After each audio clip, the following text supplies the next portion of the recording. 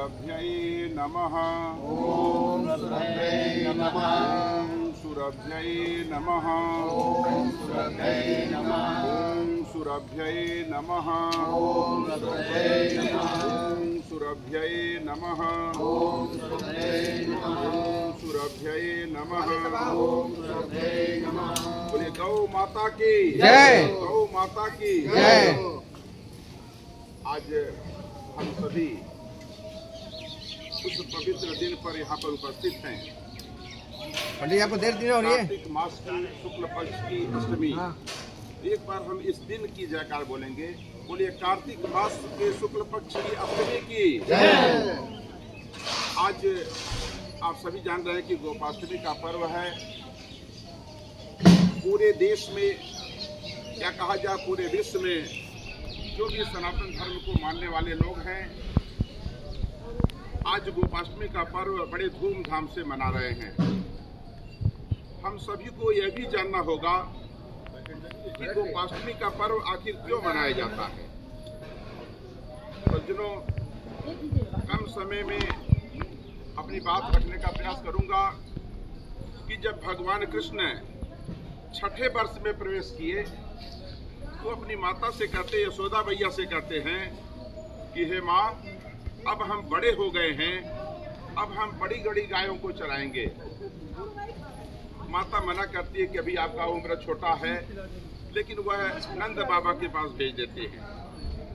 भगवान कृष्ण नंद बाबा के पास पहुंचते हैं और कहते, बाबा आज से हम गायों को चराएंगे। बाबा भी सोचते हैं कितना कम उम्र में हम इनको कैसे हम अनुमति दे दें। लेकिन बाबा कहते, लाओ पंडित जी का बहाना बना करके पंडित जी से साई दिखाने के बहाने इनको रोकने का प्रयास करते हैं। पंडित जी को बुलाया जाता है, पंडित जी साई देखते हैं।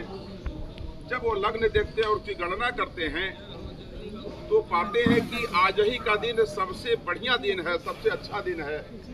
नंद बाबा से कहते हैं कि हे बाबा, आज अगर ये गोचारण नहीं करेंगे प्रभु तो पूरा 1 साल तक गोचारण का समय नहीं है। तो उसके बाद मजबूर होकर के माता यशोदा और नंद बाबा भगवान कृष्ण को गाय चराने की अनुमति दे देते हैं।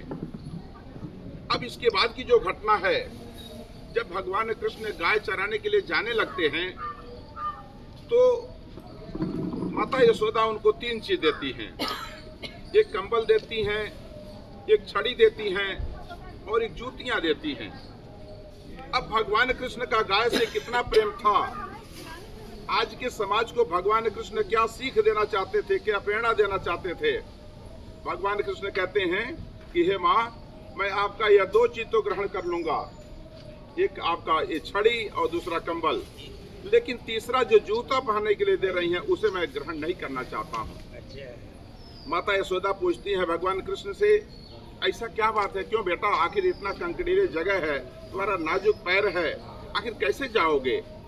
भगवान कृष्ण कहते हैं कि हे माँ, अगर हमें जूता पहनाना चाहती हैं तो हमारी जितनी गायें हैं उनको आप जूता पहना दे तो फिर मैं जूता पहन लूंगा।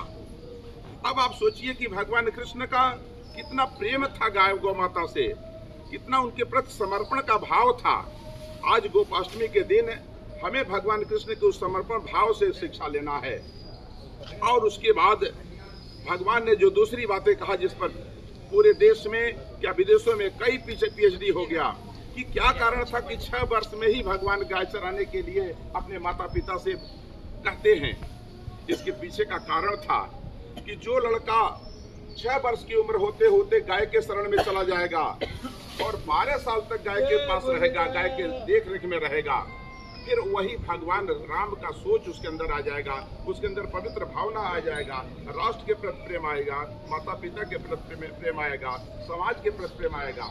इसलिए भारत को अगर परम वैभव तक पहुंचाना है, भारत को विश्व गुरु बनाना है, तो हमें अपने बच्चों को सलाह देना होगा कि जब बच्चा 6 साल का हो जाता है तो उसे गाय के पास ले जाना होगा, गाय की सेवा में उसे लगाना होगा, गाय के प्रति कहीं न कहीं प्रेम दर्शाना होगा। अगर ऐसा करते हैं तो निश्चित रूप से भारत एक परम वैभव तक पहुंचेगा, एक ऐसा अतीत का भारत बनेगा जिसकी कल्पना हमारे शहीदों ने किया था, हमारे भगवान कृष्ण ने किया था। इसलिए आज इस गोपाष्टमी के अवसर पर हम यह संकल्प लेकर के यहाँ से जाएं कि आज के बाद हम जब घर जाएंगे तो पंचगव्य का सेवन करेंगे, ज्यादा से ज्यादा पंचगव्य का प्रयोग करेंगे और गौ माता के शरण में निश्चित रूप से जाएंगे, क्योंकि विश्व का कल्याण, पूरे देश का कल्याण, समाज का कल्याण और हमारे परिवार का कल्याण इसी गौ माता की सेवा से होना है, बाकी दूसरा कोई विकल्प नहीं है।